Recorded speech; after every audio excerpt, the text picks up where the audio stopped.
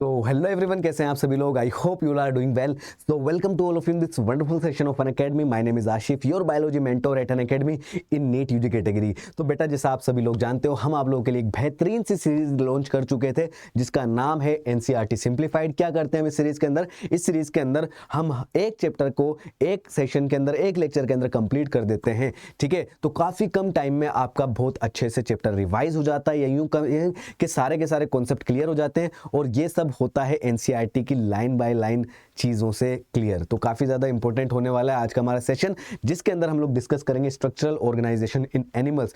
Chapter काफी ज्यादा important है और अब तो काफ़ी पार्ट चैप्टर का रिमूव हो चुका है। तो आज के इस लेक्चर के अंदर हम सिर्फ ऑलमोस्ट 90 मिनट्स का टाइम लगाएंगे, उससे भी कम टाइम में, सवा घंटे के आसपास ही हमारा लेक्चर पूरा कंप्लीट हो जाएगा।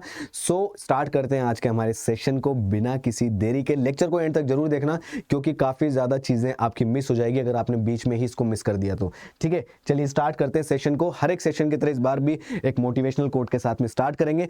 Motivational quote is procrastination is like a credit card, it's a lot of fun until you get the bill. अगर आपने क्रेडिट कार्ड यूज किया है या उसके बारे में जानते हो, तो उसमें होता है कि क्रेडिट कार्ड जब आपको मिलता है तो उसकी कुछ लिमिट होती है। जैसे मान लीजिए 1 लाख रुपीज की लिमिट है, आपके पास में 1 लाख रुपए नहीं है, लेकिन वो क्रेडिट कार्ड आपको उधार देगा। जब आप उस 1 लाख को यूज कर लोगे ना, उसके बाद में नेक्स्ट मंथ उसका बिल आता है। तो जब तक क्रेडिट कार्ड यूज करोगे तब तक तो मजा आएगा आपको कि यार बहुत सारा पैसा है मेरे पास में, मजे कर रहा हूं।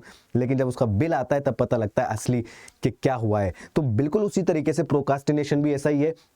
जब तक आप काम को आगे की तरफ टालते जाते हो कि यार पढ़ाई कल करूंगा, मंडे को करूंगा, 1 तारीख को करूंगा, नेक्स्ट मंथ से करूंगा, तब तक तो आपको ठीक लगता है, लेकिन उसका जो रिजल्ट है बहुत बुरा आता है। अल्टीमेटली आपका रिजल्ट इसके बिल की तरीके से होता है जो आपको भुगतना पड़ता है। ठीक है, तो प्रोक्रास्टिनेशन की आदत हमें कभी भी नहीं रखनी चाहिए, बल्कि हमें एडवांस में काम करके रखना चाहिए। बोलते हैं ना, काल करे सो आज कर और आज करे सो अब। ठीक है, तो इसी तरीके का माइंडसेट हमारा होना चाहिए। प्रोक्रास्टिनेशन हमारी सक्सेस को रोकता है भाई। ठीक है, चलिए स्टार्ट करते हैं सेशन को। चैप्टर 7 है आपका एनसीईआरटी क्लास 11th बायोलॉजी के अंदर, स्ट्रक्चरल ऑर्गेनाइजेशन इन एनिमल्स। बेसिकली इस चैप्टर के अंदर ये बताया गया है कि जो एनिमल्स हैं उसका जो स्ट्रक्चरल ऑर्गेनाइजेशन है वो किस तरीके का होता है। इसमें काफी पार्ट जो है वो रिड्यूस कर दिया गया है। ठीक है, इससे पहले इसके अंदर पूरा टिश्यूज होता था डिटेल के अंदर, वो टिश्यूज वाला पार्ट हट गया है। ठीक है, लेकिन आप वो किसी ना किसी दूसरे पुरानी एनसीईआरटी से आप कर लीजिएगा। हम लोग क्या कर रहे हैं, आपकी नई वाली एनसीईआरटी के अकॉर्डिंग लेकर के चल रहे हैं।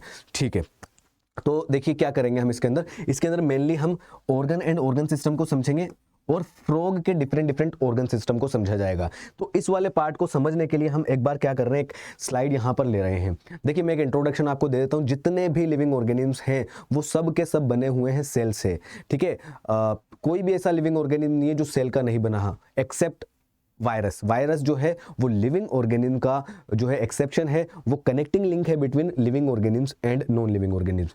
तो there are 2 types of organism. अगर हम बात करें, there are 2 types of organisms.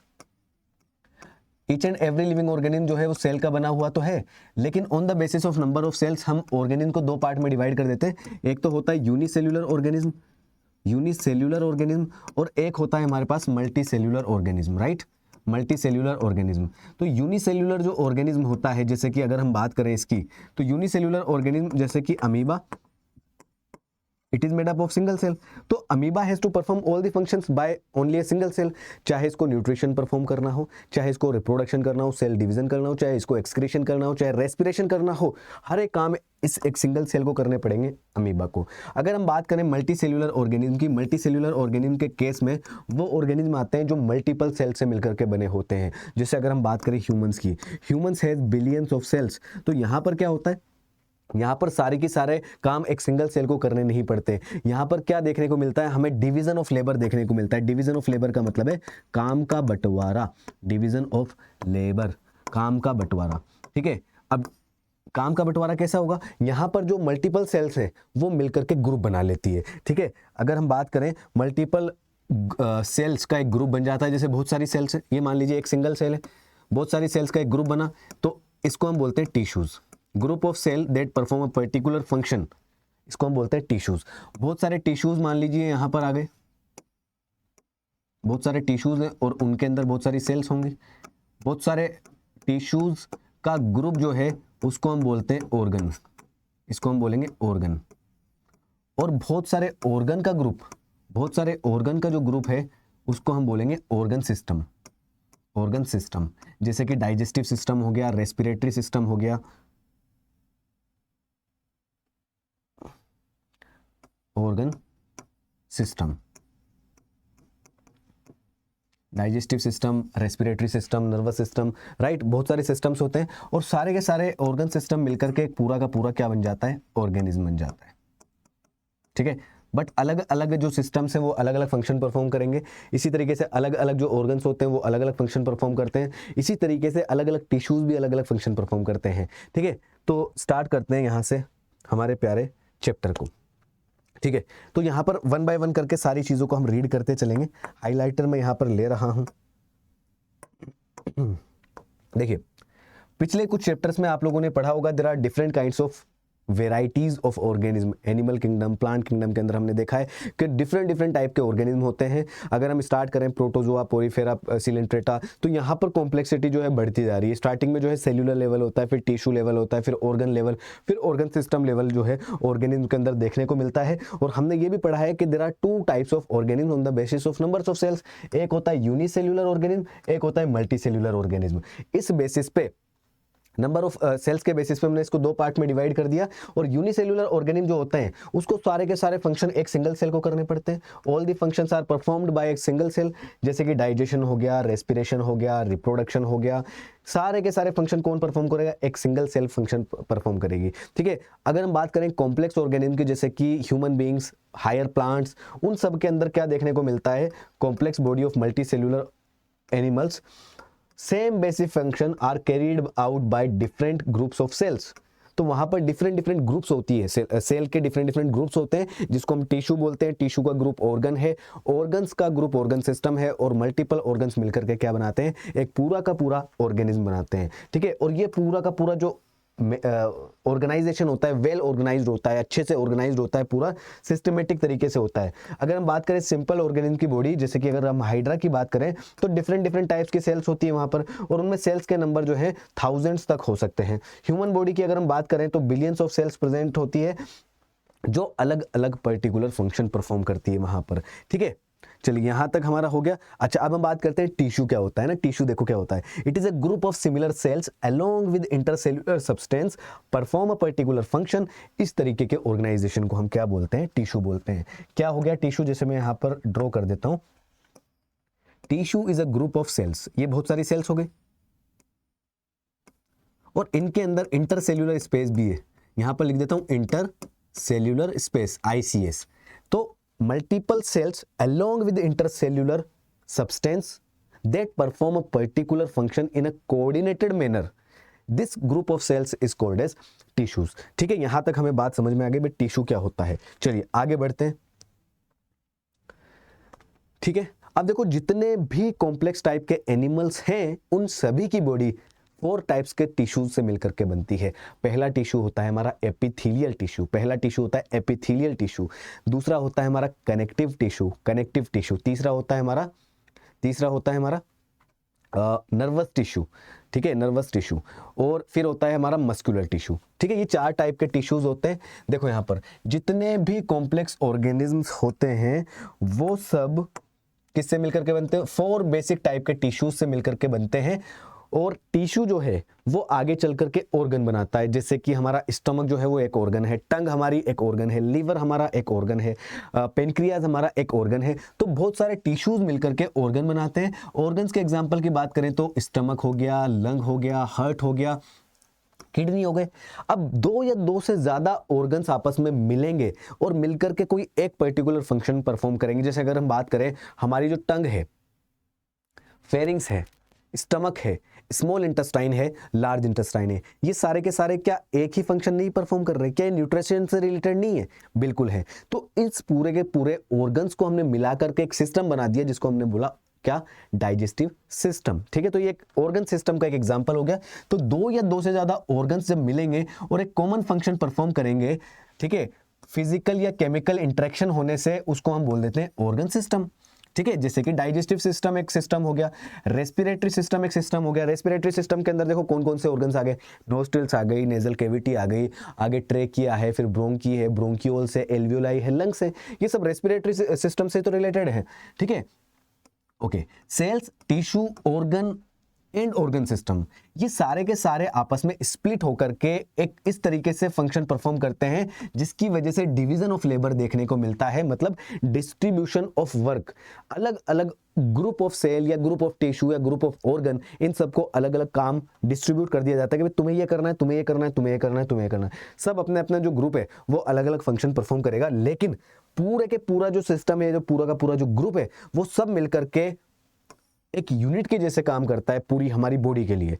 जैसे डाइजेस्टिव सिस्टम है, रेस्पिरेटरी सिस्टम है, दोनों सिस्टम अलग है, लेकिन अल्टीमेटली हमारे अपने आप को लिविंग स्टेट में बनाए रखने के लिए, सर्वाइवल के लिए दोनों ही जरूरी है।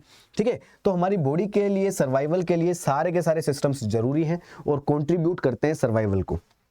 ठीक है, चलिए अब बात करते हैं ऑर्गन एंड ऑर्गन सिस्टम, जो मैं आपको ऑलरेडी बता चुका हूं। सेल्स का ग्रुप टिश्यू है, टिश्यूज का ग्रुप मिलकर के ऑर्गन बनता है, ऑर्गन का ग्रुप मिलकर के ऑर्गन सिस्टम बनाता है। ठीक है, देखते हैं यहां पर बेसिक टिश्यूज। अगर हम बात करें जो हमारे बेसिक टिश्यूज होते हैं, ये सब ऑर्गेनाइज करके ऑर्गन बनाते हैं, ऑर्गन से आगे चल करके ऑर्गन सिस्टम बनाते हैं। मल्टी सेल्यूलर ऑर्गेनिज्म के केस में ये हो सकता है, क्योंकि यूनिसेल्यूलर के केस में तो सिंगल सेल होती है, वहां पे टिश्यू की तो पॉसिबल ही नहीं है, राइट। मल्टी सेल्यूलर के केस में ही ये ऑर्गेनाइजेशन पॉसिबल है और डिवीजन ऑफ लेबर भी मल्टी सेल्यूलर केस में ही पॉसिबल है। ठीक है, इस तरीके के ऑर्गेनाइजेशन की हमें जरूरत पड़ती है ताकि हमारा जो काम है वो अच्छे एफिशिएंट तरीके से, बेटर कोऑर्डिनेटेड तरीके से हो पाए। जैसे कि अगर हम बात करें मिलियंस ऑफ सेल्स प्रेजेंट है किसी ऑर्गेनिज्म में, तो वहां पर मिलियन ऑफ जो सेल्स हैं वो आपस में क्या करेगी, डिवीजन ऑफ लेबर परफॉर्म करेगी। डिवीजन ऑफ लेबर देखने को हमें यहां पर मिलेगा। हर एक ऑर्गन हमारी बॉडी का एक या एक से ज्यादा तरीके के टिश्यूज से मिलकर के बनता है। जैसे अगर हम हार्ट की बात करें तो हार्ट के अंदर चारों तरीके के टिश्यूज होते हैं। इसके अंदर एपिथेलियल टिश्यू भी है, कनेक्टिव टिश्यू भी है, मस्कुलर टिश्यू भी है और नर्वस टिश्यू है, न्यूरल टिश्यूज भी है। ठीक है, अगर हम और अच्छे से स्टडी करें, केयरफुली स्टडी करें complexity of organ and organ system की, तो हमें यहाँ पर एक इवोल्यूशनरी ट्रेंड देखने को मिलता है कि जैसे लोअर ऑर्गेनिज्म है ना, उनके अंदर कॉम्प्लेक्सिटी थोड़ी कम है। जैसे जैसे हायर ऑर्गेनिज्म की तरफ चलते जाएंगे हम इवोल्यूशन में, तो वहां पर हमें देखने को मिलेगा complexity of organ and organ system जो है वो इंक्रीज होती जा रही है। जैसे पोरीफेरा के जो मेंबर्स हैं उसमें तो काफी सिंप्लीफाइड चीजें हैं। फिर आगे सिलेंट्रेटा, टीनोफोरा, प्लेटीहेलमिंथस, एस्केलमिंथस, इस तरीके से आप अगर चलते जाओगे जो लाइफ है वो एक्वेटिक लाइफ से टेरेस्ट्रियल लाइफ की तरफ बढ़ती जा रही है और वहां पर जो ऑर्गन सिस्टम है, जो ऑर्गन है, जो टिश्यू है, उनके अंदर आपस में कॉम्प्लेक्सिटी भी बढ़ती जा रही है इवोल्यूशन के अकॉर्डिंग। ठीक है, यहां तक हमें बात समझ में आ गई है। ठीक है, चलिए इस चैप्टर में हम देखो क्या समझने वाले हैं। इसमें हम समझेंगे introduction of morphology and anatomy of frog. Frog की मॉर्फोलॉजी देखेंगे। मॉर्फोलॉजी का मतलब है बाहर से फ्रॉग दिखाई कैसा देता है ना, कैसा कलर है, स्किन कैसी है उसकी, आंखें कितनी है, कान कैसे हैं उसके, ठीक है, लेग्स कैसे हैं, लेग्स के ऊपर उंगलियां कितनी है, कलर कैसा है, ऊपर का कैसा है, नीचे का कैसा है, ये हो गई सब मॉर्फोलॉजी। बाहर से देख करके किसी भी चीज की study, external appearance of the organism is called as morphology. और इसी के अंदर हम इसकी एनाटॉमी भी करेंगे। एनाटॉमी का मतलब है इसके अंदर, बॉडी के अंदर जो सिस्टम्स हैं, जैसे कि डाइजेस्टिव सिस्टम देखेंगे, रेस्पिरेटरी सिस्टम देखेंगे, है ना, रिप्रोडक्टिव सिस्टम देखेंगे, नर्वस सिस्टम देखेंगे, ब्लड सर्कुलेटरी सिस्टम देखेंगे। ये सारे सिस्टम्स इसके अंदर एनाटॉमी के अंदर आते हैं। Study of internal structure of the organism is called as anatomy. ठीक है, चलिए आगे बढ़ते हैं। अब स्टार्ट करते हैं भाई फ्रॉग को। देखो फ्रॉग के जनरल कैरेक्टर्स के बारे में बात कर लेते हैं। फ्रॉग रहता कहां पर है? फ्रॉग दोनों जगह पर रहता है। फ्रॉग आता है एम्फीबिया के अंदर, है ना, phylum Chordata and class amphibia. Amphi का मतलब होता है बोथ, पानी में भी रहता है, लैंड पे भी रहता है। ठीक है, अब यहां पर इसकी बॉडी के स्ट्रक्चर के अंदर कुछ ऐसे मॉडिफिकेशंस होते हैं या कुछ ऐसी प्रॉपर्टीज होती है जिसकी वजह से सर्वाइवल कर पाता है पानी के अंदर भी और पानी के बाहर भी। जैसे पानी के अंदर उसको जब रहना होता है तो इसकी जो लार्वा होता है ना, टेडपोल लार्वा, उसके अंदर गिल्स होते हैं, तो गिल्स के थ्रू वो क्या करता है, रेस्पिरेशन करता है। जब ये टेरेस्ट्रियल पे हो जाता है, बड़ा हो जाता है, जब जमीन के ऊपर आ जाता है तो उसके अंदर लंग्स डेवलप हो जाते हैं। ठीक है, स्किन के थ्रू भी ये रेस्पिरेशन कर सकता है। चलिए वन बाय वन करके सारी चीजें समझते हैं। तो दोनों जगह पर रह सकता है, लैंड पे भी रह सकता है, फ्रेश वाटर में भी रह सकता है। क्लास एम्फीबिया के अंदर आता है, ये फाइलम कोर्डेटा के अंदर आता है। और इंडिया के अंदर जो इसकी कॉमन स्पीशीज है उसका नाम है राना टिग्रिना। राना टिग्रीना। ठीक है, अभी मैं इन सारी चीज़ों को समराइज करके अगली वाली स्लाइड पे आपको बता दूंगा, डोंट वरी। ठीक है, अब इसकी बॉडी का जो टेम्परेचर है वो कांस्टेंट बॉडी टेम्परेचर नहीं है। मतलब जैसे अगर हम हमारी बात करें तो हमारी बॉडी का टेम्परेचर 37 डिग्री सेल्सियस जो है वो हमारी बॉडी मेंटेन करती है, जिसको हम बोलते हैं होम्योस्टेसिस, और ऐसे ऑर्गेनिज्म को होम्योथर्म कहा जाता है ना, होम्योथर्म। बट फ्रॉग के केस में या फ्रॉग से आगे आप रेप्टाइल्स में भी चले जाओगे तो वहां पे भी ऑर्गेनिज्म अपने बॉडी का इंटरनल टेम्परेचर मेंटेन नहीं कर सकते।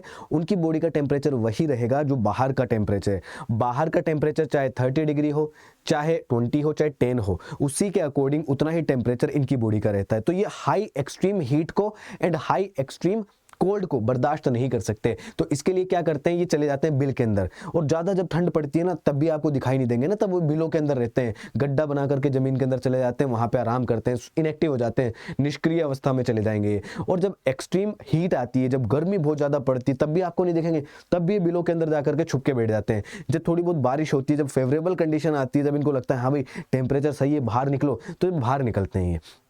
ठीक है, तो इनकी बॉडी का टेम्परेचर ये अपने आप से चेंज नहीं कर सकते, बाहर के टेम्परेचर के अकॉर्डिंग ही होता है। ठीक है, तो इनके पास में कांस्टेंट बॉडी टेम्परेचर मेंटेन नहीं करते, तो इनका जो टेम्परेचर है बॉडी का वो चेंज करता जाता है डिपेंडिंग अपॉन बाहर का टेम्परेचर कैसा है। ऐसे एनिमल्स को हम बोलते हैं कोल्ड ब्लडेड, या फिर इनको कहा जाता है पोइकिलोथर्म्स। हमें वार्म ब्लडेड कहा जाता है। हमारी बॉडी का टेम्परेचर इंटरनली मेंटेन रहता है 37 डिग्री सेल्सियस, और बाहर का जो नॉर्मल टेम्परेचर हम मानते हैं रूम टेम्परेचर 25 डिग्री सेल्सियस। अब क्योंकि हमारा जो बॉडी का टेम्परेचर बाहर से गर्म है, तो आप ऐसे समझिए 37 डिग्री सेल्सियस है, बाहर के कंपेरिजन में थोड़ा सा हॉट है, तो इसको हम बोलते हैं वार्म ब्लडेड एनिमल्स। अगर हम एबल हैं अपने आप के बॉडी टेम्परेचर को मेंटेन करने में, तो उसको कहा जाता है वार्म ब्लडेड एनिमल्स या होम्योथर्म्स। जबकि दूसरी तरफ ऐसे एनिमल्स जो अपनी बॉडी का टेम्परेचर कांस्टेंट टेम्परेचर मेंटेन नहीं कर सकते, उनको या तो कोल्ड ब्लडेड कहा जाता है या कहा जाता है पोइकिलोथर्म्स। ठीक है, चलिए अगर हम बात करें फ्रॉग के कलर की, तो आप देखना फ्रॉग का जो कलर है वो चेंज कर सकता है, फ्रॉग अपने कलर को चेंज कर सकता है ग्रासेस वगैरह के अंदर जब वो होता है, तो इसकी इस प्रॉपर्टी को जिसमें वो अपने जो कलर है उसको चेंज कर सकता है, अपने आप को बचा सकता है, ताकि उसके जो शिकारी हैं, जैसे मान लीजिए स्नेक आ रहा है, कोई स्नेक उसको खाने की कोशिश करेगा, लेकिन अगर वो घास के अंदर छुप गया, ग्रासेस के अंदर ग्रीन कलर का होके और छुप गया, तो वो नहीं देख पाएगा उसको ना, ढूंढ नहीं पाएगा। ठीक है, तो अपने आप को हाइड कर सकते हैं अपने एनिमीज से। इसकी प्रॉपर्टी को कहा जाता है कैमोफ्लेज प्रॉपर्टी। आपने देखा वो जो हमारी आर्मी होती है ना, आर्मी के जो मेंबर्स होते हैं, उनकी ड्रेस भी इस तरीके से होती है जैसे कि किसी प्लांट्स की लीव्स हो ना, बहुत सारी लीव्स, ताकि वो अपने आप को हाइड कर पाए जंगल के अंदर। वो अगर होंगे तो मान लीजिए व्हाइट कपड़े पहन करके चले गए, कुर्ता पजामा, तो कहीं से भी वो तो दिख जाएगा। ठीक है, राइट, तो ये कैमोफ्लेज प्रॉपर्टी जो होती है अपने आप को बैकग्राउंड में मैच कर देती है, ब्लेंड कर देती है, ताकि वो दिखाई ना दे। तो ऐसी ही प्रॉपर्टी का यूज करते हैं फ्रॉग भी। ठीक है, कैमोफ्लेज प्रॉपर्टी इसको कहा जाता है, और इस प्रोटेक्टिव कलरेशन को कहा जाता है मिमिक्री। ये प्रोटेक्टिव कलरेशन जो किया, मिमिक्री का मतलब नकल करना। तो जिस भी बैकग्राउंड में ये है उसकी नकल करता है, मिमिक करता है उसको, और वैसा ही हो जाता है, तो बच जाता है ये। फ्रॉग्स जो है जनरली पीक समर के अंदर जब बहुत ज्यादा गर्मी होगी तब नहीं दिखेंगे, बहुत ज्यादा ठंड होगी तब भी नहीं दिखेंगे, बीच के टाइम पीरियड पे जब फेवरेबल टेम्परेचर होता है उसमें दिखाई देते हैं हमें। और बाकी के टाइम पे कहाँ चले जाते हो, बाकी के टाइम पे वो चले जाते हैं एक गहरे गहरे बिल बना करके जमीन के अंदर, अपने आप को बचाते हैं वो एक्सट्रीम हीट से भी और एक्सट्रीम कोल्ड से भी। इसको हम बोलते हैं समर स्लीप या एस्टिवेशन। गर्मियों के टाइम पे जब बिल बना के अंदर चले जाते हैं, इनएक्टिव हो जाते हैं, उसको कहा जाता है एस्टिवेशन समर स्लीप। और बहुत ज्यादा ठंड जब पड़ती है तब भी ये बिल बना करके चले जाते हैं अंदर, और उसको बोलते हैं हम हाइबरनेशन या फिर विंटर स्लीप। ठीक है, अब इसी सभी चीजों को हम यहाँ पर समराइज करके देख रहे हैं। देखो, इनसे क्वेश्चन पुट अप हो सकते हैं, जैसे कि राना टिग्रीना क्या है, मोस्ट कॉमन स्पीशीज जो इंडिया के अंदर पाई जाती है, वो स्पीशीज का नाम है राना टिग्रीना फ्रॉग की। ठीक है, इनका बॉडी टेम्परेचर कांस्टेंट नहीं होता है। ठीक है, तो इसको हम या तो कोल्ड ब्लडेड बोलते हैं या पोइकिलोथर्म्स कहा जाता है। ठीक है, अब इनकी बॉडी का टेम्परेचर मतलब कांस्टेंट नहीं है, तो इनको एक्सट्रीम हीट या एक्सट्रीम कोल्ड से अपने आप को बचाने के लिए क्या करना पड़ेगा, इनएक्टिव स्टेट में चले जाते हैं ये। अगर समर के टाइम पे ये अपने आप को इनएक्टिव करते हैं तो उसको बोलते हैं एस्टिवेशन या समर स्लीप। अगर एक्सट्रीम कोल्ड से अपने आप को बचा रहे हैं तो ये विंटर्स में क्या करेंगे, बिल बना करके जमीन के अंदर चले जाएंगे और उसको हम बोलते हैं विंटर स्लीप या हाइबरनेशन। ठीक है, अब इनकी एक प्रॉपर्टी होती है, एक एबिलिटी होती है जिससे ये अपने आपके चेंज, अपने आपकी बॉडी का चेंज कलर चेंज कर सकते हैं। इसको कहा जाता है कैमोफ्लेज, एंड इस प्रोटेक्टिव कलरेशन वाली प्रॉपर्टी को कहा जाता है मिमिक्री। ठीक है, आई होप ये समझ में आ गई होगी। देखो क्वेश्चन की प्रोबेबिलिटी बहुत ज़्यादा है यहाँ से, तो मैं चीज़ों को साथ के साथ में लिखता हुआ चलूंगा। चलिए अब बात करते हैं फ्रॉग की मॉर्फोलॉजी की। अभी अभी मैंने आपको बताया था फ्रॉग जो मॉर्फोलॉजी होती है, it is the study of external appearance of the organism. Organism बाहर से कैसा दिखाई दे रहा है। देखो एक बार फ्रॉग को आप देखो कैसा दिखाई दे रहा है। बाहर से हम देख करके पता कर पाएंगे कि भाई ऊपर से देखो ग्रीन कलर का है, ये नीचे की तरफ से इसका कलर जो है थोड़ा सा येलो दिखाई दे रहा है, मैं पेल येलो कलर का है। ठीक है, इसकी बॉडी पे ना तो पूंछ है, टेल भी नहीं है, और ना इसके पास नेक है, नेक भी नहीं है। तो ये तो है इसका हेड ट्रायंगुलर शेप का दिखाई दे रहा है, और पीछे की जो बॉडी है वो इसको बोलते हैं हम ट्रंक। ओके, दो पेयर्स हैं लेग्स के, लिम्स बोल दो इसको। ये लिम्स एक तो फोर लिम्ब है आगे वाले और पीछे वाले हैं। अब देखो आगे वाले तो काफी छोटे छोटे से, फोर लिम्स आगे के ज्यादा एक्टिव नहीं है, छोटे हैं। पीछे वाले देखो बड़े बड़े हैं, मस्कुलर हैं। ठीक है, अब इनकी उंगलियों की अगर हम बात करें तो आगे वाले जो फोर लिम्स है इसके अंदर 4 डिजिट्स होती है, 4 उंगलियां होती है, और पीछे वालों पे 5 डिजिट्स होती है। ठीक है, आईज देखो यहाँ पे थोड़ी ऊपर की तरफ उभरी हुई होती है, बल्जेस आउट, बाहर की तरफ निकली हुई। ठीक है, इसके अलावा जो इनके कान होते हैं वो एक्सटर्नल ईयर नहीं होते हैं। ठीक है, यहाँ पर सिर्फ एक मेम्ब्रेन होती है जिसे हम बोलते हैं टिम्पेनम मेम्ब्रेन। ठीक है, चलिए अब देखते हैं सारी चीजें समझ में आ गई हमें। देखिए अगर आप इसकी स्किन को टच करोगे ना कभी, तो स्किन इसकी काफी ज्यादा स्लिपरी होती है, क्योंकि इसके ऊपर म्यूकस प्रेजेंट होता है। म्यूकस की वजह से ये गैसियस एक्सचेंज कर लेता है, अपनी स्किन के थ्रू रेस्पिरेशन भी करता है। जी हाँ, स्किन के थ्रू रेस्पिरेशन करने की इस प्रॉपर्टी को कहा जाता है क्यूटेनियस रेस्पिरेशन, और लंग्स के थ्रू रेस्पिरेशन करने की प्रॉपर्टी को कहा जाता है पल्मोनरी रेस्पिरेशन। ठीक है, यहां तक बात क्लियर है। चलिए जी, स्किन कैसी होती है? स्किन होती है इसकी स्मूथ एंड स्लिपरी। क्यों? क्योंकि इसके ऊपर म्यूकस प्रेजेंट है। म्यूकस क्यों प्रेजेंट है? स्किन के ऊपर हमेशा मॉइस्चर को बैलेंस करके चलता है, मॉइस्चर को मेंटेन करके चलता है ये। क्यों? ताकि इसका क्या हो, रेस्पिरेशन हो सके उसके थ्रू। ठीक है, अगर हम डोर्सल साइड के कलर की बात करें, ऊपर वाले साइड के कलर की बात करें, तो कलर कैसा है इसका? ऑलिव ग्रीन टाइप का है। ठीक है, और बीच बीच में ब्लैक कलर के आपको स्पॉट्स दिखाई देंगे, यहाँ पे डार्क इरेगुलर स्पॉट्स दिखाई देते हैं। वेंट्रल साइड से कैसा है? वेंट्रल साइड से सर ये येलो कलर का दिखाई दे रहा है। देखो वेंट्रल साइड से स्किन जो है वो यूनिफॉर्मली पेल येलो है, लाइट येलो कलर का होता है। एक इंपॉर्टेंट चीज यह है कि फ्रॉग कभी भी पानी नहीं पीता है। फ्रॉग रहता पानी में लेकिन पानी कभी नहीं पीता। यहां से क्वेश्चन पुट होने की चांसेस ज्यादा हैं। ठीक है, क्या करता है? स्किन के थ्रू वाटर को एब्जॉर्ब कर लेता है, तो वाटर की जो रिक्वायरमेंट है वो स्किन से पूरी करता है, ना कि उसको पीता है। पानी में रहेगा लेकिन पानी पिएगा नहीं। अगर बात करें इसकी बॉडी की, तो बॉडी दो पार्ट्स में डिवाइडेड होती है। एक पहला पार्ट है हेड, ट्रायंगुलर शेप का हेड दिखाई दे रहा है, और दूसरा जो पार्ट है इसका वो है ट्रंक। ये पूरा पार्ट बाकी का बचा हुआ ट्रंक है। ना तो इसमें नेक है और ना इसमें टेल है। Neck and tail both are absent, ये ऑलरेडी बता चुका था। अब देखो यहाँ पे अबाउ द माउथ, माउथ के आगे की तरफ अगर हम बात करें, अ पेयर ऑफ नोस्ट्रिल्स, यहाँ पे आगे की तरफ कहीं इसके एक पेयर नोस्ट्रिल्स की होती है। Eyes bulged and covered by nictitating membrane, जो आंखें हैं इसकी थोड़ी सी बाहर की तरफ निकली होती है, और क्योंकि ये पानी में रहता है तो इसके ऊपर एक मेम्ब्रेन होती है, निक्टिटेटिंग मेम्ब्रेन, ताकि वाटर से वो इसको प्रोटेक्ट कर पाए। निक्टिटेटिंग मेम्ब्रेन जो है इसकी आईज को प्रोटेक्ट करती है वाटर के अंदर। ठीक है, चलिए आंखों के दोनों तरफ मेम्ब्रेन्स ऑफ टिम्पेनम, यहां पर टिम्पेनम मेम्ब्रेन होती है, जो यहां पर ये रहा, दोनों साइड पे टिम्पेनम है जो इसके ईयर को रिप्रेजेंट करती है। और ईयर क्या करता है? साउंड को रिसीव करता है। अच्छा, अब मैंने आपको बताया था इसके limbs, 2 pairs of limbs are present in frog, the fore limbs and hind limbs. Fore limbs and hind limbs दोनों ही चलने, कूदने, तैरने में हेल्प करते हैं। ठीक है, देखो स्विमिंग में, वॉकिंग में, लीपिंग में, कूदने में, बरोइंग में, बिल बना करके जब अंदर घुसते हैं मिट्टी में तो वो भी हेल्प करते हैं। हाइंड लिम्ब जो है वो एंड करते हैं 5 डिजिट्स में। जो पीछे वाले पैर हैं उसमें 5 उंगलियां हैं, 5 डिजिट्स हैं, और ये थोड़े से लार्जर हैं एंड मस्कुलर हैं than the fore limbs. Fore limbs से थोड़े बड़े, फोर लिम्स से थोड़े से मस्कुलर हैं। फोर लिम्स के अंदर 4 डिजिट्स होती है, 4 उंगलियां होती है। इनके जो फिट है, वो जो फिंगर्स हैं वो वेब्ड होती है। यहां पर मैं एक बार बता देता हूं, मान लीजिए फिंगर्स हैं, तो इनकी जो फिंगर्स हैं ये वेब्ड होती है यहां पर इस तरीके से।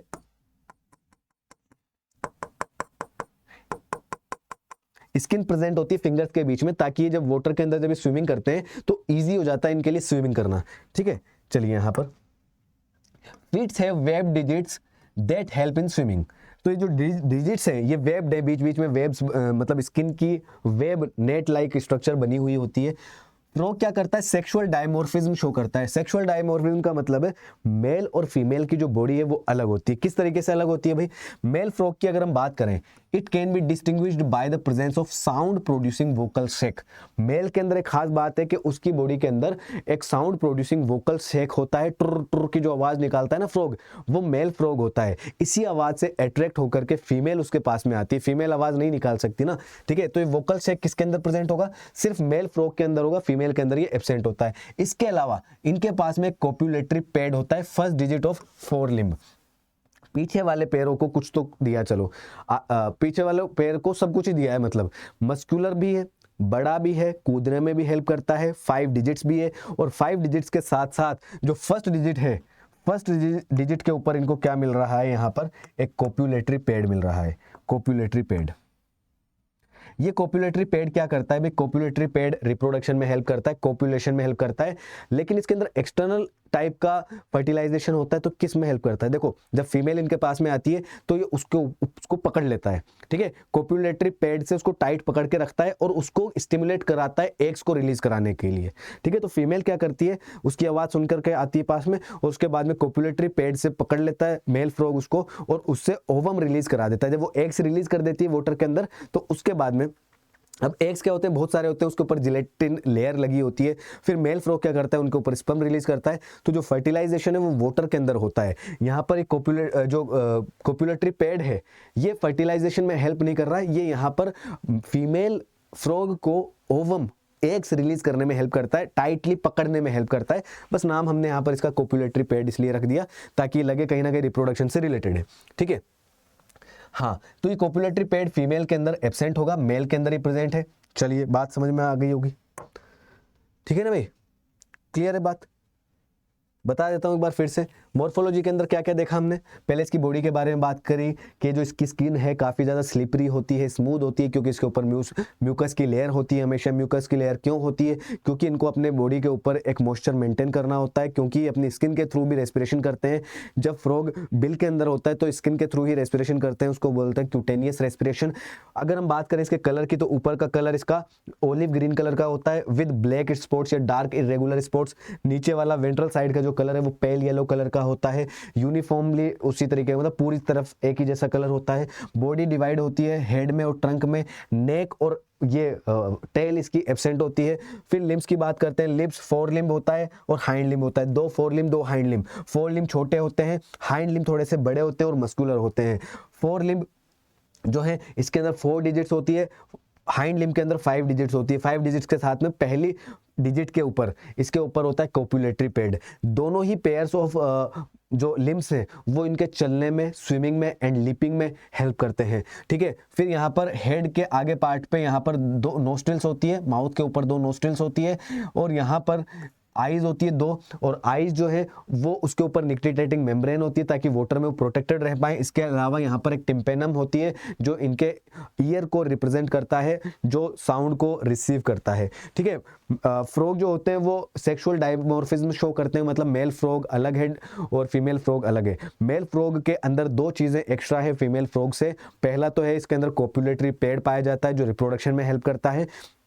दूसरा क्या है, दूसरा इनके अंदर एक वोकल कॉर्ड्स होता है, male vocal cords, that is extra sound producing vocal sac. तो मेल फ्रॉग ही साउंड प्रोड्यूस कर पाएगा, ठीक है। यहां तक हमें बात समझ में आ गई है। तो देखो क्या क्या चीज हमने देखी यहाँ पर, इसको हम रिवाइज कर लेते हैं। स्किन जो है वो उसकी स्मूथ है एंड स्लिपरी है due to presence of mucus.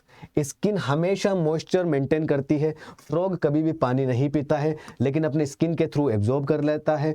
Frog की जो बॉडी है 2 पार्ट्स में डिवाइडेड है, हेड में एंड ट्रंक में। नेक एंड टेल इसमें एब्सेंट होती है। माउथ के ऊपर एक पेयर नोस्ट्रिल्स प्रेजेंट होते हैं, निक्टिटेटिंग मेम्ब्रेन प्रेजेंट होता है आईज के ऊपर, और जो है मेम्ब्रेनस टिम्पेनम होता है ईयर, एक्सटर्नल ईयर एब्सेंट है इस केस में, ठीक है। हाइंड लिम्ब की अगर बात करें तो 5 डिजिट्स होती है हाइंड लिम्ब के अंदर। 4 लिम्ब्स की बात करें तो उसमें 4 डिजिट्स होती है। और 4 इस तरीके से भी याद रख सकते हो, कई बार कंफ्यूजन हो जाती है। तो 4 लिम्स में 4 डिजिट्स, ठीक है। फीट्स इनकी जो है वेब्ड डिजिट्स होती है ना, वेब डिजिट्स होती है ताकि इनकी स्विमिंग में हेल्प कर पाए। ओके, अब बात करते हैं सेक्सुअल डायमॉर्फिज्म की। मेल फ्रॉग फीमेल फ्रॉग से अलग होता है। मेल फ्रॉग के अंदर वोकल सेक्स होती है और कोपुलेटरी पैड होता है जो कि फीमेल में एब्सेंट होता है। आई होप यहाँ तक बात हमें क्लियरली समझ में आ रही है। अब बात करते हैं एनाटमी के अंदर। एनाटमी के अंदर देखो क्या क्या आ जाएगा, जितने भी सिस्टम्स है इसके, कौन कौन से सिस्टम्स है देखो यहाँ पर। डाइजेस्टिव सिस्टम है, सर्कुलेटरी सिस्टम है, रेस्पिरेटरी सिस्टम है, नर्वस सिस्टम है, एक्सक्रीटरी सिस्टम है, रिप्रोडक्टिव सिस्टम है, ठीक है। ये सभी वेल डेवलप्ड स्ट्रक्चर्स हैं। काफ़ी ज़्यादा आसान है, एक 1 बाय 1 करके सारा समझते चलेंगे, लेकिन हमारे लिए आसान कब है, जब इसको हम रिलेट करते हैं, कंपेयर करते हैं अपने सिस्टम के साथ में। जैसे इसका जो डाइजेस्टिव सिस्टम है, तो हमारे डाइजेस्टिव सिस्टम के अंदर और इसके डाइजेस्टिव सिस्टम के अंदर डिफरेंस क्या है, वहीं से क्वेश्चन की जो प्रोबेबिलिटी होती है सबसे ज़्यादा होती है। इसके अंदर रेस्पिरेटरी सिस्टम, हमारे अंदर रेस्पिरेटरी सिस्टम, डिफरेंस कहाँ है, ब्लड सर्कुलेटरी सिस्टम में भी डिफरेंस कहाँ है, वो सब के अंदर क्वेश्चन बनने के चांसेस सबसे ज़्यादा होते हैं, ठीक है भाई।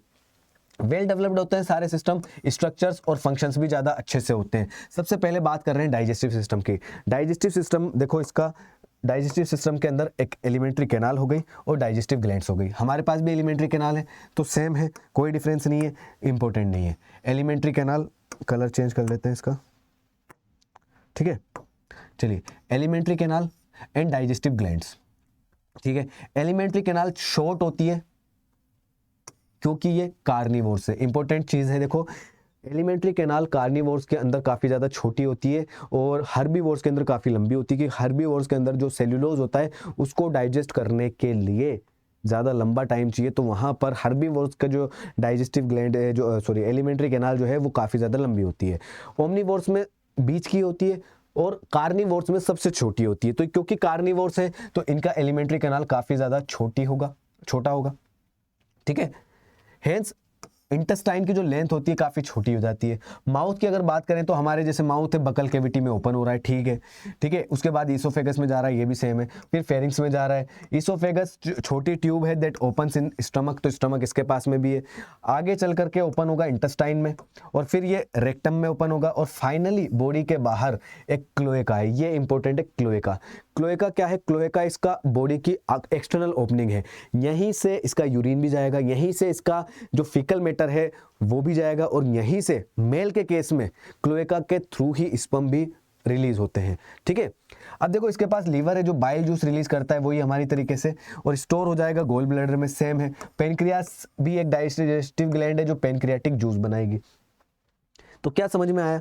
अगर हम फ्रॉग के डाइजेस्टिव सिस्टम की बात करें तो एक एलिमेंट्री कैनाल है और डाइजेस्टिव ग्लैंड्स है। एलिमेंट्री कैनाल काफ़ी छोटी होती है क्योंकि फ्रॉग जो है वो कार्निवोर्स है ना, तो इसका जो इस इंटेस्टाइन वाला पार्ट है वो रेड्यूस हो जाता है, ठीक है। इसके डाइजेस्टिव ग्लैंड के अंदर लीवर एंड पेनक्रियाज है। लीवर क्या रिलीज करेगा, बाइल जूस, जो कि गोल ब्लैडर में स्टोर हो जाएगा, और पेनक्रियाज क्या रिलीज करेगा, पेनक्रियाटिक जूस, ठीक है। ये दोनों ही स्मॉल इंटेस्टाइन के पार्ट में ओपन होता है। चलिए आगे डिस्कस करते हैं बाकी का, ठीक है। हाँ, pancreatic juice containing digestive enzymes. Pancreatic juice के अंदर डाइजेस्टिव एंजाइम्स होते हैं जो प्रोटीन, कार्बोहाइड्रेट एंड फैट को डाइजेस्ट करते हैं। जिस तरीके से हमारा पेनक्रियाटिक जूस है, सेम उसी तरीके से काम हो रहा है। अब देखो, फूड जो है यहाँ पर वो कैप्चर किया जाता है बाइलोब्ड टंग से। बाइलोब्ड टंग कैसी होती है, जिसमें 2 लोब्स हैं, इस तरीके से इसकी टंग होती है। तो मान लीजिए कि कोई भी जो इसका फूड है वो यहाँ पर कहीं है, तो अपनी टंग को तेज फेंकेगा और बाइलोब टंग से उसको पकड़ेगा और खा जाएगा।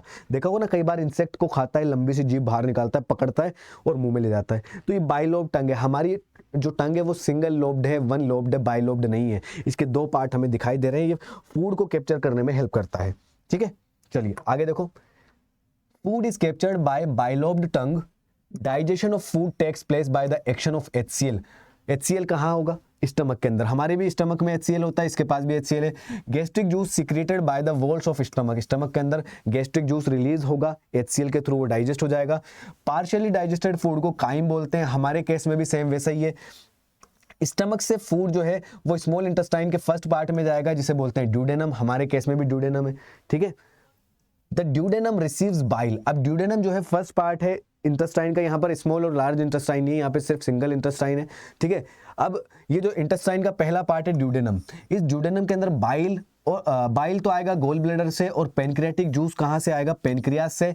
एक कॉमन बाइल डक्ट के थ्रू ये आता है। बाइल का काम फैट को इमल्सिफाई करना है, मतलब फैट के अगर बड़े बड़े टुकड़े हैं तो उसको छोटे छोटे पार्ट्स में ब्रेक डाउन करना है, इमल्सिफिकेशन ऑफ फैट। और पेनक्रियाटिक जूस क्या करता है, कार्बोहाइड्रेट, प्रोटीन एंड फैट को डाइजेस्ट करता है। ये जिस तरीके से हमारी बॉडी में होता है सेम वैसा ही है। अब जो डाइजेस्टेड फूड है वो एब्जॉर्ब कर लिया जाएगा। इसमें भी फिंगर लाइक फोल्ड्स होते हैं जिसको हम बोलते हैं माइक्रोविलाई एंड विलाई, ठीक है। फिंगर लाइक प्रोजेक्शंस होते हैं, हाईली कोइल्ड, तो सरफेस एरिया को इंक्रीज कराते हैं एब्जॉर्प्शन के लिए, विलाई एंड माइक्रोविलाई। और अनडाइजेस्टेड सॉलिड वेस्ट जो है वो रेक्टम के अंदर चला जाता है, फिर वहां से क्लोएका के थ्रू बॉडी से बाहर।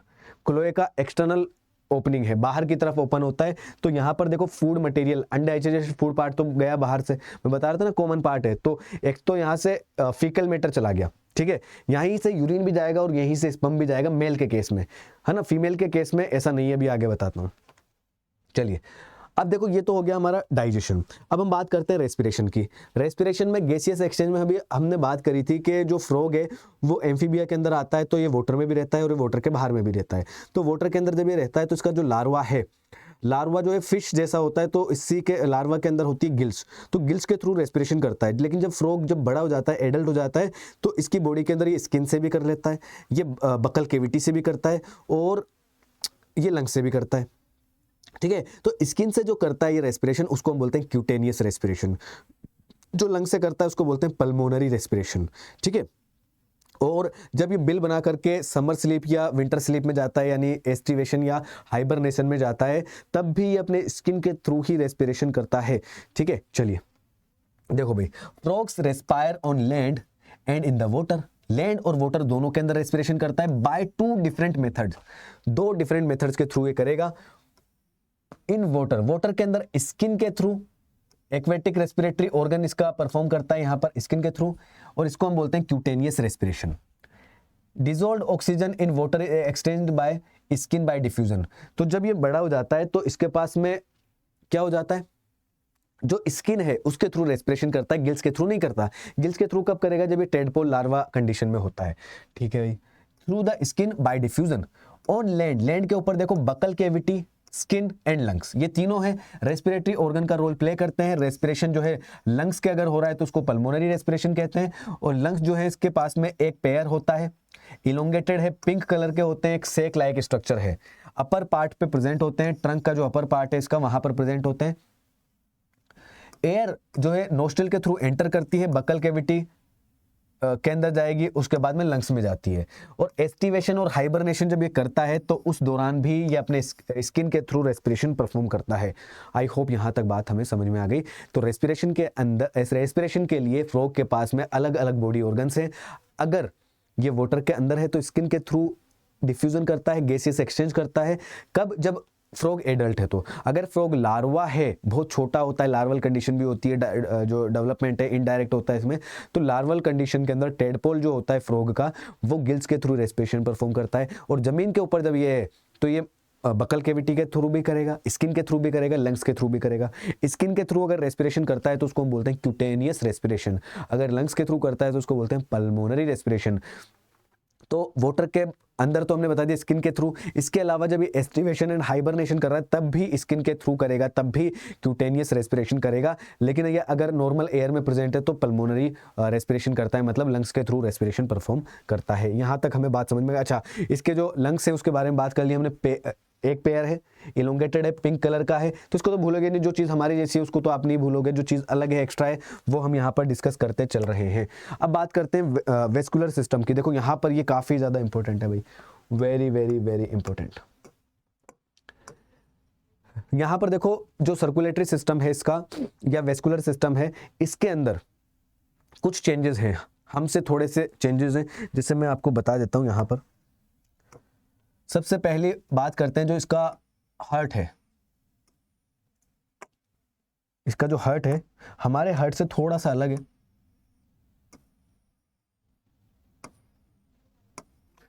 हमारा जो हार्ट होता है वो 4 चेम्बर्ड होता है, इसका जो हार्ट है वो 3 चेम्बर्ड होता है, जिसमें ये हो गया राइट एट्रियम, ये हो गया लेफ्ट एट्रियम, और एक सिंगल होता है वेंट्रिकल, 2 एट्रिया 1 वेंट्रिकल। ठीक है, तो पहली चीज जो है इसका हार्ट कैसा हो गया, 3 चेम्बर्ड। और इसमें दो तो हो गए एट्रिया और एक क्या हो गया इसका वेंट्रिकल, एक क्या हो गया वेंट्रिकल। ठीक है, अब देखो जिस तरीके से हमारी बॉडी के अंदर भी राइट एट्रियम जो है वो डीऑक्सीजनेटेड ब्लड रिसीव करता है with the help of vena cava. Vena cava blood को पूरी बॉडी पार्ट से लेकर के आती है और राइट एट्रियम में ओपन होता है। तो हम मान सकते हैं कि भाई वेना कावा इसके पास में भी है, तो वेना कावा यहां से मान लीजिए ब्लड लेकर के आ रही है, हम लिख देते हैं इसको, ये क्या हो गया vena cava, vena cava, vena cava लेके आ गई। लेकिन राइट एट्रियम में जाने से पहले इसके पास में यहां पर एक और स्ट्रक्चर होती है, एक और स्ट्रक्चर होती है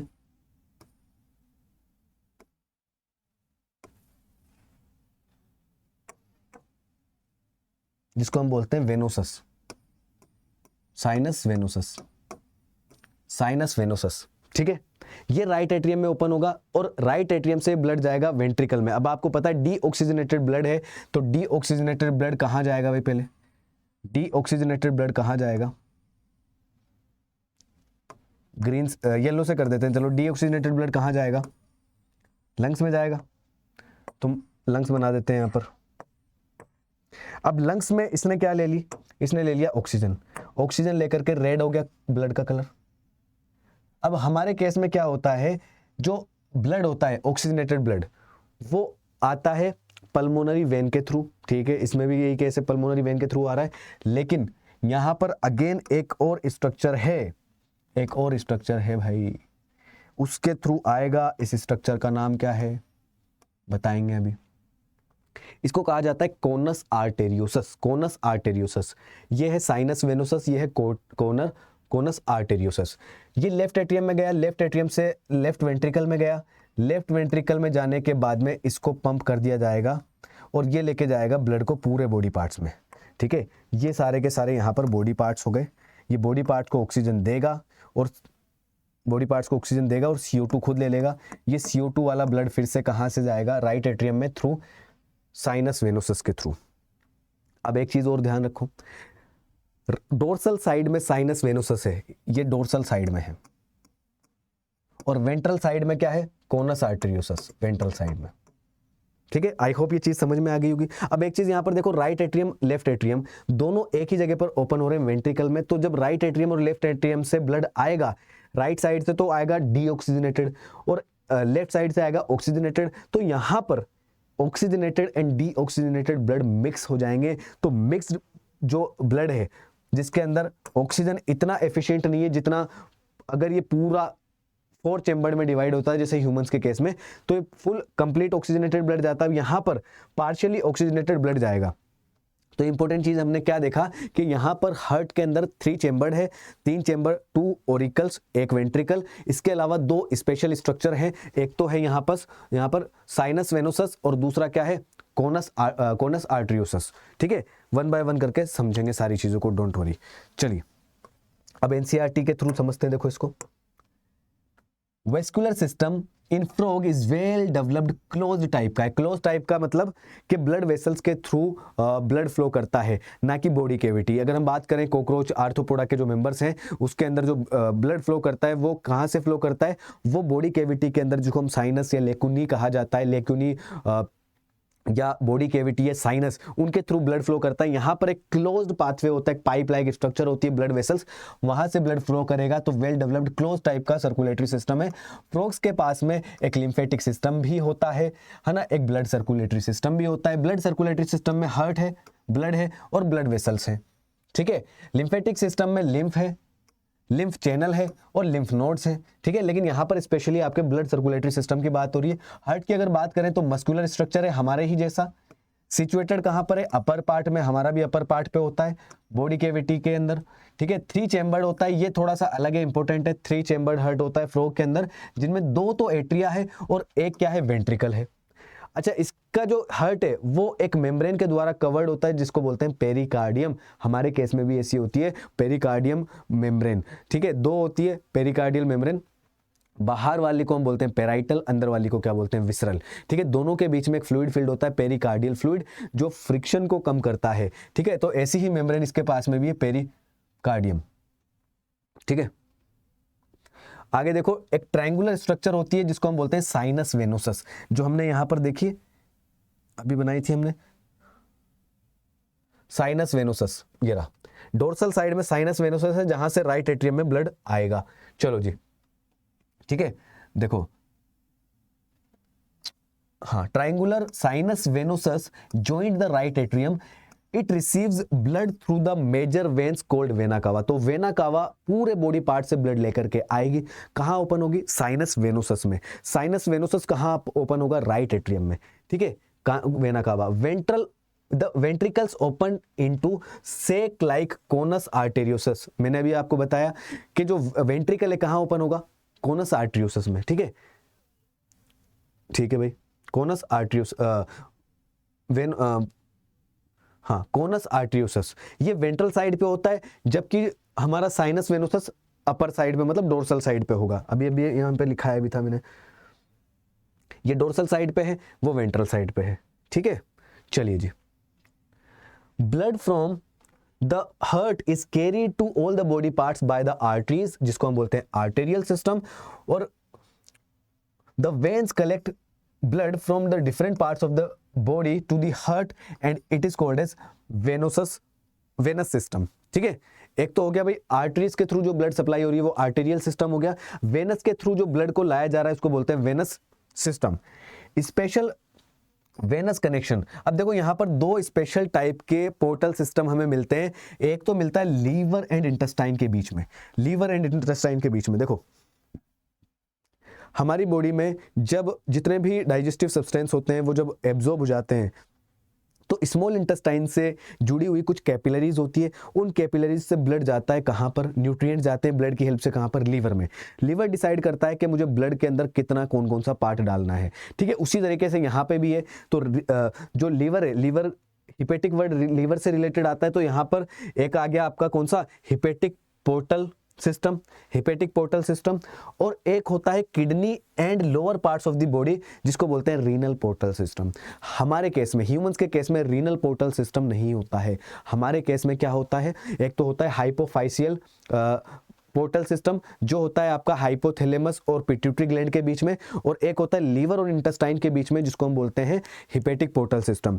पोर्टल सिस्टम वो सिस्टम होता है जहां पर आर्टरीज या वेन्स हार्ट से नहीं जुड़ी हुई होती है। जनरली क्या होता है, आर्टरी जो होती है हार्ट से निकलती है और वेन्स हार्ट की तरफ ब्लड को लेकर के जाती है, लेकिन पोर्टल सिस्टम जो होता है इनमें कैपिलरीज से स्टार्ट होते हैं और कैपिलरीज पे एंड होते हैं। हार्ट का इनका कोई दूर दूर तक लेना देना नहीं होता, तो हार्ट तक पहुंच ही नहीं रही कोई ब्लड वेसल, कैपिलरीज से स्टार्ट कैपिलरीज पे एंड, तो उसको पोर्टल सिस्टम बोलते हैं। फ्रॉग के केस में भी पोर्टल सिस्टम है दो, एक तो हो गया hepatic portal system, small intestine से न्यूट्रिएंट्स लिए ब्लड ने कहाँ लेकर गए, उसको लीवर तक। इसी तरीके से एक और पोर्टल सिस्टम है, कौन सा, renal portal system. Renal portal system, renal word जो है it is related to kidney, तो किडनी और लोअर बॉडी पार्ट्स के बीच में जो ब्लड की सप्लाई हो रही है वो क्या है, रीनल पोर्टल सिस्टम। तो ये दो पोर्टल सिस्टम एक्स्ट्रा हमें यहाँ पर देखने को मिलते हैं। ब्लड जो है इसका मेनली प्लाज्मा और सेल से मिलकर के बना है, तो सेम है, तो मतलब डिफरेंस नहीं है, तो कोई क्वेश्चन बनने की प्रोबेबिलिटी कम है। ब्लड सेल्स जो है यहाँ पर आरबीसी है, इरिथ्रोसाइट भी बोलते हैं, डब्ल्यूबीसी है, और ल्यूकोसाइट्स है हमारी जैसी, RBC WBC leucocyte, RBC WBC platelets.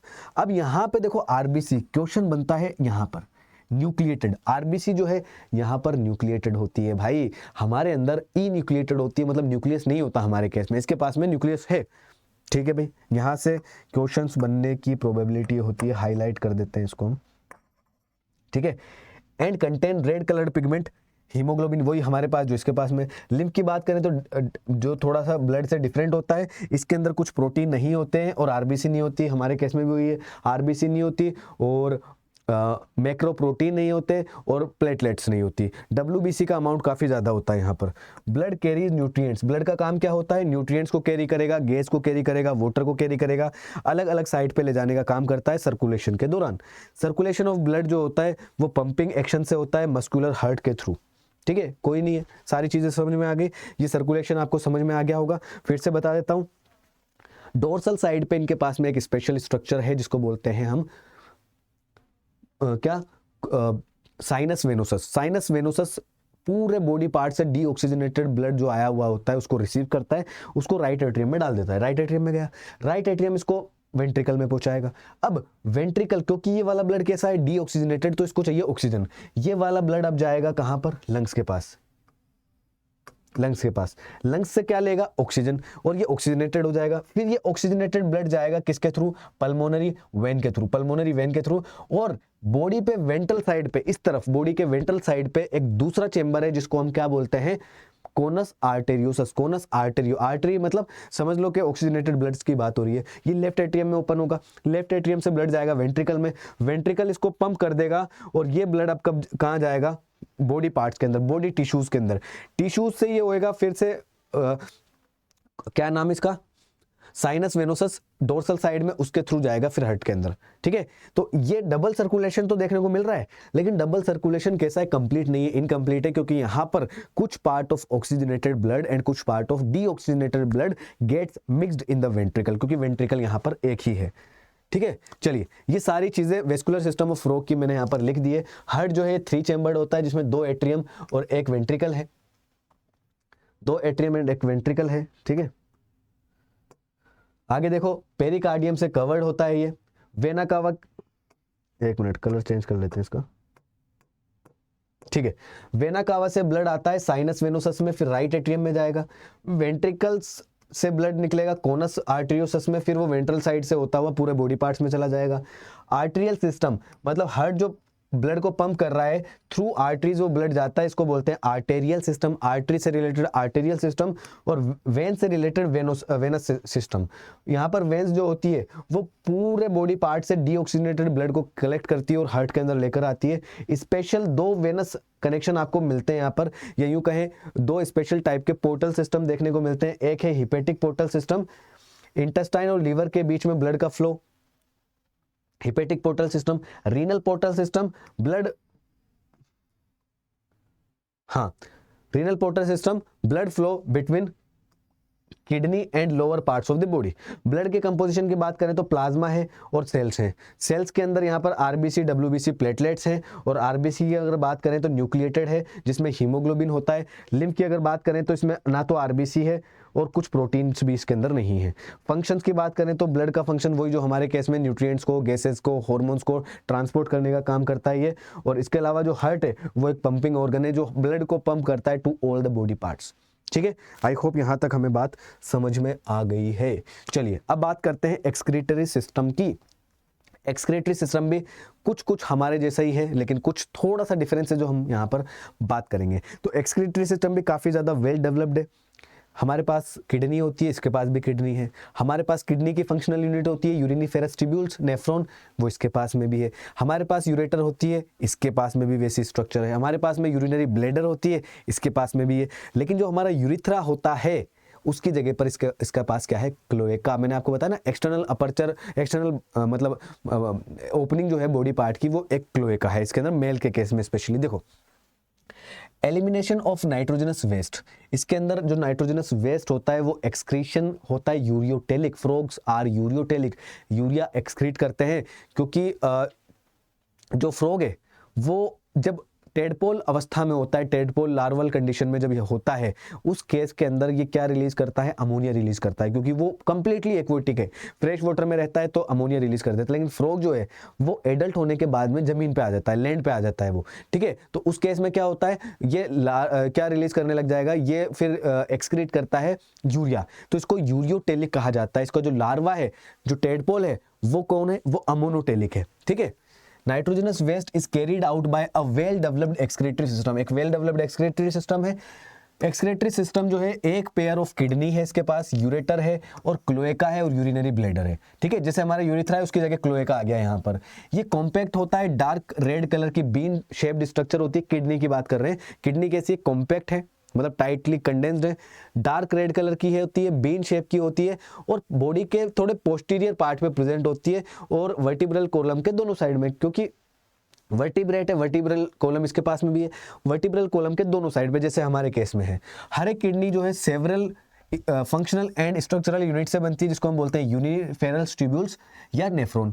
Uriniferous tubules या नेफ्रॉन, जैसे कि हमारे केस में वैसे इसके पास में भी है।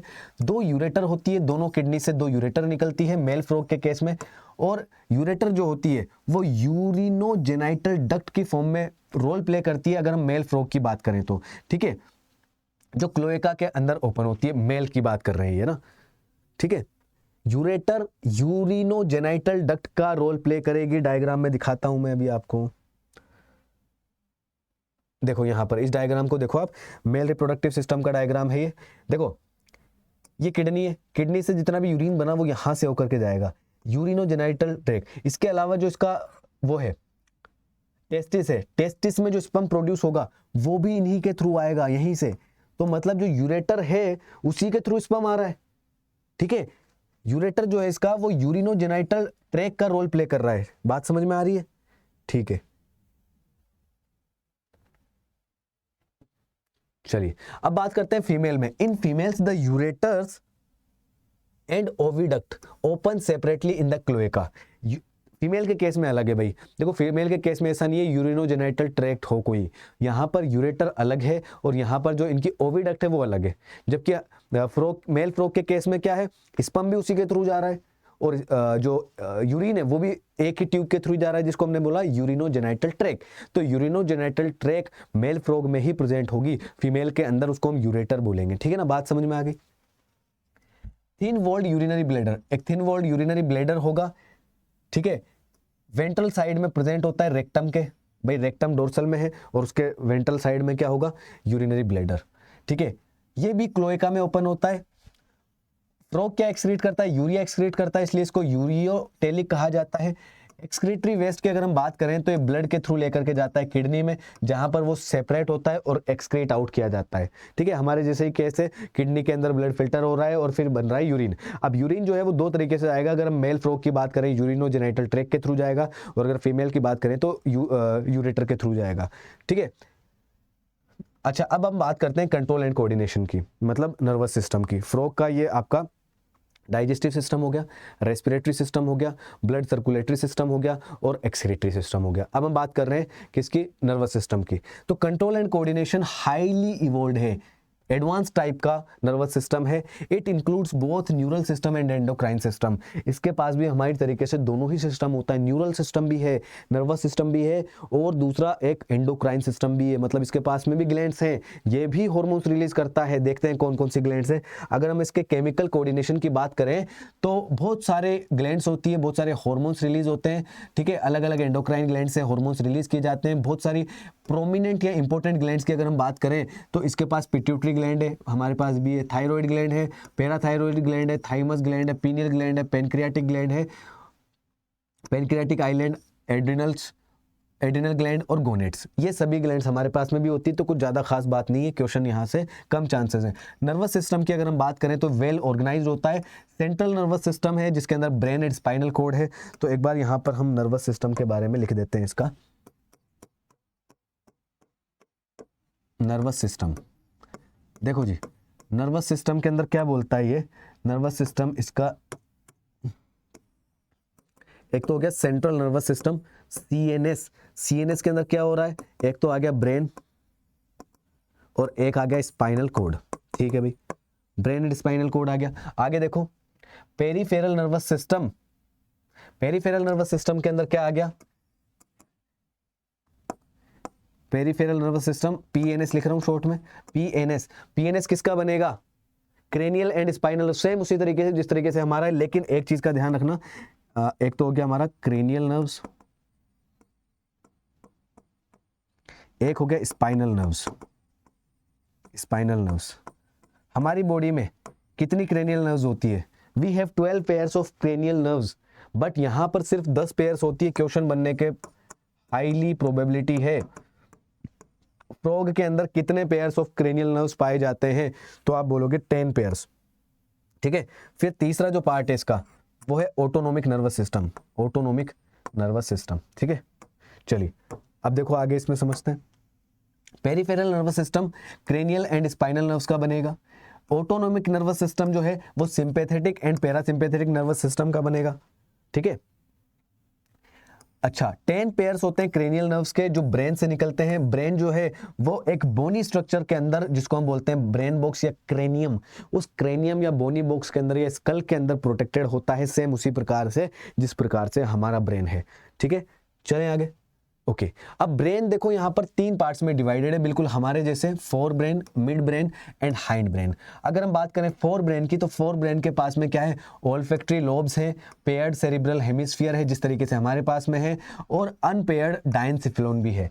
तो फोर ब्रेन में क्या क्या आ गया भाई, इसके फोर ब्रेन में आ गया olfactory lobes, paired cerebral hemisphere and unpaired diencephalon. चलो यहां पर लिखते हैं इसको, अरे यार, फोर ब्रेन,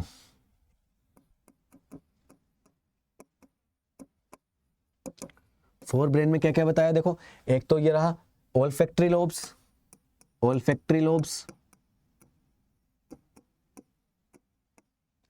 सेरिब्रल हेमिस्फीयर, दो होते हैं सेरिब्रल हेमिस्फीयर, तो एक पेयर हो गया इसका सेरिब्रल हेमिस्फीयर, और एक क्या हो गया इसका, अनपेयर्ड डायंसिफिलोन। ठीक है, डायंसिफिलोन। मिड ब्रेन की अगर बात करें तो मिड ब्रेन के अंदर एक पेयर ऑप्टिक लोब्स है, तो यहां पर मिड ब्रेन का लिख लेते हैं, mid brain a pair optic lobes. ठीक है, चलिए इसके बाद में आगे बात करते हैं। अगर हम बात करते हैं हाइंड ब्रेन की, तो हाइंड ब्रेन के अंदर देखो क्या क्या प्रेजेंट है, सेरिबेलम, मेड्यूला, पोन्स नहीं है भाई, यहाँ पर पोन्स नहीं है ना, सेरिबेलम, पोन्स, मेड्यूला, हमारे केस में पोन्स भी होता है, यहाँ नहीं है।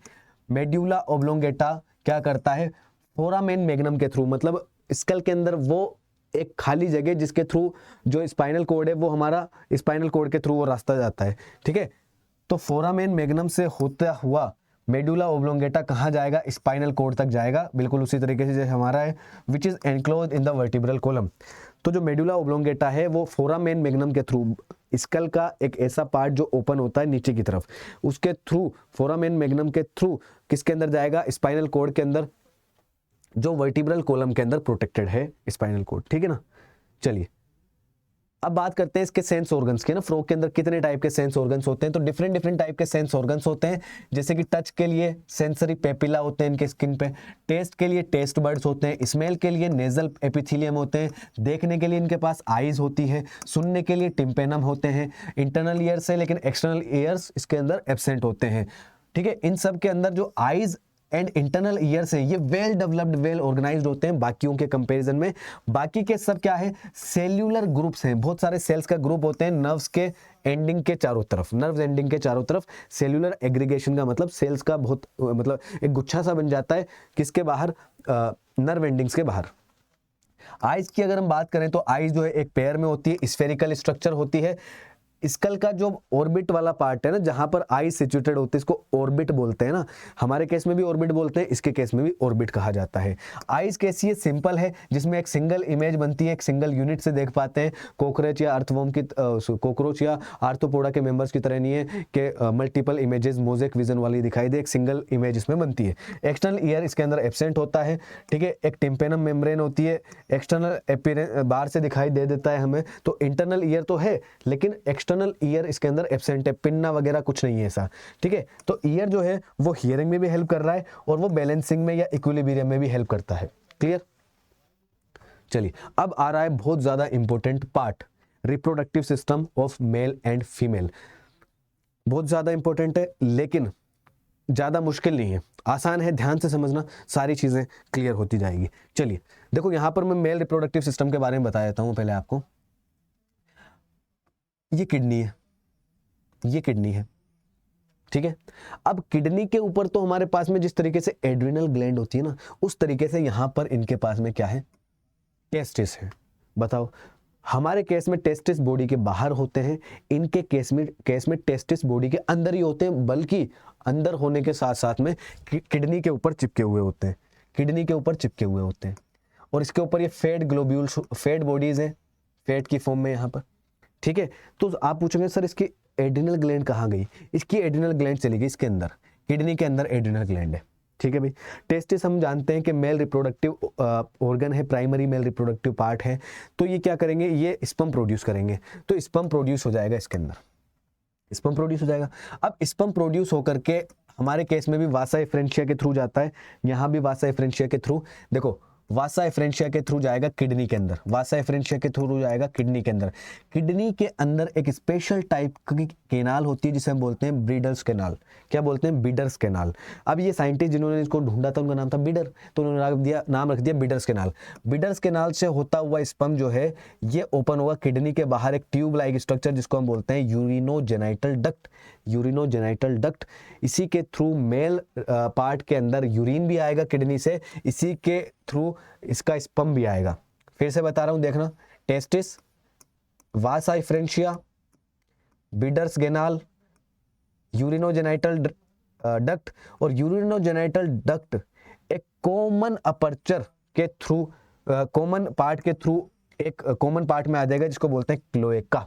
ठीक है, क्लोएका फिर बाहर ओपन हो रहा है क्लोएकल अपर्चर में, लेकिन क्लोएका के अंदर देखो यहाँ स्पर्म भी आएगा, यहीं यूरिन भी आएगा। ठीक है, और यहीं रेक्टम भी ओपन होता है इसका। ठीक है, तो इसी के थ्रू क्या होता है, पूरा सब कुछ बॉडी से बाहर यहीं से निकलेगा क्लोएकल अपर्चर के थ्रू। अब देखो इसके पास में यूरिनरी ब्लैडर है, तो क्लोएक यहाँ से यूरिन आएगा, यूरिनरी ब्लैडर के अंदर स्टोर होगा, और जब बाहर निकालना होगा तो यहाँ से बाहर निकल जाएगा ये। आई होप ये बात समझ में आ गई है हमें। ठीक है, डिफरेंस क्या है कि टेस्टिस जो है बॉडी के अंदर है, पहली बात। दूसरी बात, किडनी के ऊपर अटैच्ड है। तीसरी बात, एड्रिनल ग्लैंड यहाँ पर किडनी के अंदर है। ठीक है, फिर जो स्पर्म बन रहे हैं वो यूरिनोजेनाइटल ट्रैक्ट के थ्रू आएंगे क्लोएका के अंदर, और क्लोएका से क्लोएकल अपर्चर के थ्रू बॉडी से बाहर। ठीक है, इतनी बात समझ में आ गई। देखो, प्रयोग के पास में एक well organised male and female reproductive system पाया जाता है। मेल रिप्रोडक्टिव सिस्टम की अगर बात करें तो इसके अंदर एक पेयर येलो कलर के ओवल शेप के टेस्टिस होते हैं। कहाँ प्रेजेंट है? It is found adhere to upper part of kidney, kidney के ऊपर पार्ट से चिपके हुए होते हैं। किस चीज के थ्रू चिपके हुए होते हैं? एक डबल फोल्ड होती है पेरिटोनियम की, एक स्किन की, जिसको बोलते हैं मिजोरकियम। ठीक है, तो मिजोरकियम या डबल फोल्ड ऑफ पेरिटोनियम के थ्रू ये जुड़े होते हैं। वासा एफरेंशिया 10 से 12 नंबर्स में वासा एफरेंशिया होती है जो टेस्टिस से अराइज होती है और एंटर करती है किडनी के अंदर। ठीक है, और ओपन होती है बीडर्स केनाल के अंदर। बीडर्स केनाल जो है फाइनली कम्युनिकेट करती है यूरिनोजेनाइटल डक्ट के अंदर। बीडर्स केनाल ओपन हो गई यूरिनोजेनाइटल डक्ट के अंदर, और वो यूरिनोजेनाइटल डक्ट किडनी के बाहर निकलती है और वो ओपन होती है क्लोएका के अंदर। क्लोएका क्या है? एक स्मॉल मीडियन चेंबर होता है that is used to pass faecal matter, urine and sperm to the exterior body part. तो क्लोएका एक ऐसा कॉमन चेंबर है जिसके अंदर यूरिन भी है, जिसके अंदर फीकल मैटर भी है, जिसके अंदर स्पर्म भी आता है मेल के केस में। ठीक है ना, चलिए आगे बढ़ेंगे। अब बात करते हैं फीमेल रिप्रोडक्टिव सिस्टम की। इसका काम थोड़ा सा अलग है। यहाँ पर एक तो वो कॉन्सेप्ट डिफरेंट हो गया कि भाई यूरिनोजेनाइटल डक्ट के थ्रू ओवम नहीं आ रहे, तो कैसे आएंगे? ध्यान से समझना इस चीज को भी। देखो भाई, किडनी यहां भी है, किडनी यहां भी है। अब वहां पर तो हमने क्या देखा था कि जो टेस्टिस थे वो अटैच्ड थे, यहां पर भी अटैच्ड है, लेकिन इसमें किडनी का कोई रोल नहीं है। ओवम जो बनेंगे किडनी के अंदर नहीं जाएंगे। No any functional role of kidney in case of reproductive system in female. ठीक है, तो यहां पर क्या होगा? ओवरी के अंदर जो ओवम बनेंगे, ये देखो ये वाला जो पार्ट आपको दिखाई दे रहा है ना, ये ऊपर नहीं है, नीचे यहां कहीं होगा ये। ठीक है, जो ओवरी में जो ओवम बनेंगे ना, तो वो यहां से ब्रेक डाउन होकर के इस वाले पार्ट में, मान लीजिए नीचे है, तो ये इसके अंदर जाएंगे, इसके अंदर जाएंगे। समझ आ गई बात? ओवरी में ओवम बनेंगे, ओवम जाएंगे ओविडक्ट के अंदर। ओविडक्ट का अपर पार्ट ऐसे फनल शेप्ड होता है, तो ऊपर से जब ओवम गिरेंगे तो वो ओविडक्ट के इस फनल शेप वाले स्ट्रक्चर के अंदर चले जाएंगे अंदर। ये ओविडक्ट से होते हुए कहां आ जाएंगे? देखो अब यहां पर एक चीज देखो, ये तो रही कौन सी डक्ट? यूरेटर, और ये रही आपकी ओविडक्ट। तो ओविडक्ट एंड यूरेटर दोनों अलग अलग हैं फीमेल रिप्रोडक्टिव सिस्टम के अंदर। ये ओविडक्ट जो है ये ओपन हो रही है क्लोएका के अंदर। ठीक है, यहां से ये ओविडक्ट ओपन हो रही है क्लोएका के अंदर, और क्लोएका एक कॉमन पार्ट है जहां पर ओवम भी आ रहा है, जहां पर यूरिन भी आ रहा है। ठीक है, और जहां पर फीकल मैटर भी आ रहा है। क्लोएका, क्लोएकल अपर्चर के थ्रू बॉडी से बाहर निकल जाएंगे ओवम या एग्स। बात समझ में आ गई? अब पढ़ते हैं इसको, अब रीडिंग लगाते हैं। देखो फ्रॉग, ये तो हो गया था ना हमारा, ये तो हो गया था। ठीक है, फीमेल रिप्रोडक्टिव सिस्टम का देखो, फीमेल रिप्रोडक्टिव सिस्टम के अंदर एक पेयर ओवरी होती है। ओवरी जो होती है किडनी के पास में होती है, लेकिन उसका किडनी से कोई फंक्शनल कनेक्शन नहीं है। ठीक है, एक पेयर ओविडक्ट अराइज करते हैं ओवरी से, है ना। ओवरी से ओविडक्ट अराइज कर रहे हैं, तो ओवरी से जो ओवम रिलीज होंगे वो चले जाएंगे ओविडक्ट में। एक मैच्योर फीमेल एक बार में 2500 से 3000 ओवा प्रोड्यूस करती है। फर्टिलाइजेशन इसमें एक्सटर्नल टाइप का होगा, भाई ओवम जो है रिलीज होते हैं और वोटर के अंदर जिलेटिनस सब्सटेंस के साथ में वोटर के अंदर रिलीज कर दिए जाते हैं, ठीक है। और मैंने आपको बताया था कैसे होते हैं ये, जब मेल फ्रॉग फीमेल फ्रॉग को आवाज लगाएगा और फीमेल फ्रॉग आएगी तो उसको टाइट पकड़ लेता है और कोपुलेटरी पैड हेल्प करता है टाइट पकड़ने में और उसको स्टिमुलेट करता है वो, ताकि वो क्या करे, रिलीज कर दे एग को, ठीक है। एक बार में 2500 से 3000 एग्स रिलीज करेगी वो, ठीक है। और एक्सटर्नल फर्टिलाइजेशन होता है, डेवलपमेंट जो है इनडायरेक्ट है और उसके अंदर एक लार्वा आता है जिसको हम बोलते हैं टेडपोल, ठीक है। टेडपोल क्या करता है, अपनी बॉडी में काफी सारे चेंजेस करता है और मेटामॉर्फोसिस करके एडल्ट में कन्वर्ट हो जाता है, ठीक है। और इसमें थायरोक्सिन हार्मोन का बहुत बड़ा रोल होता है। थायराइड ग्लैंड जो है थायरोक्सिन हार्मोन बनाती है जिसके थ्रू इसकी बॉडी में मेटामॉर्फोसिस होता है। ऐसे वाटर के अंदर जहां पर आयोडीन की कमी हो उसके अंदर जो फ्रॉग है वो कन्वर्ट नहीं हो पाता एडल्ट में, टेडपोल अवस्था में ही वो रह जाता है, ठीक है। तो आई होप ये चीज क्लियर हो गई। अब बात करते हैं इसके इकोनॉमिकल बेनिफिट की। फ्रॉग का क्या इकोनॉमिकल बेनिफिट है, देखो frogs are beneficial for mankind, humans के लिए, मैनकाइंड के लिए हमेशा से फायदे में रहे हैं ये, क्योंकि ये इंसेक्ट को खाते हैं और क्रॉप्स को बचाते हैं। क्रॉप्स डिस्ट्रॉय हो सकती है अगर इंसेक्ट को नहीं खाया गया फ्रॉग्स के द्वारा, तो ये एक इकोलॉजिकल बैलेंस को भी मेंटेन करते हैं और ये एक फूड चेन का एक बहुत important link, food chain and food web का एक बहुत बड़ा इंपॉर्टेंट लिंक है। फूड चेन इसकी वजह से स्टेबल बनी रहती है। इसके अलावा बहुत सारी कंट्रीज में इसके मस्कुलर लेग्स को भी खाया जाता है, क्योंकि मस्कुलर लेग में क्या है, प्रोटीन है, एज ए फूड उसको खाया जाता है। कैसे कैसे लोग हैं, क्या करें, क्या किया जा सकता है, ठीक है। सो इसी के साथ हमारा ये चैप्टर फिनिश होता है। आई होप आपको ये लेक्चर पसंद आया होगा। अगर ये लेक्चर पसंद आया तो इसे लाइक करें और ज़्यादा से ज़्यादा शेयर करें। और आपको जो भी क्वेरीज आपके दिमाग में चल रही हो, कोई भी डाउट हो, आप कोई नई सीरीज चाहते हो, आप कोई नया चैप्टर चाहते हो, तो आप मुझे कॉमेंट में बता सकते हो। हर एक कमेंट को आपको रिप्लाई किया जाएगा, जो भी क्वेरीज होगी आपको उसका सजेशन आपको दिया जाएगा। ओके, सो मिलते हैं अगले वीडियो में, तब तक के लिए bye bye, take care, thank you, see you all, have a good day, let's crack it.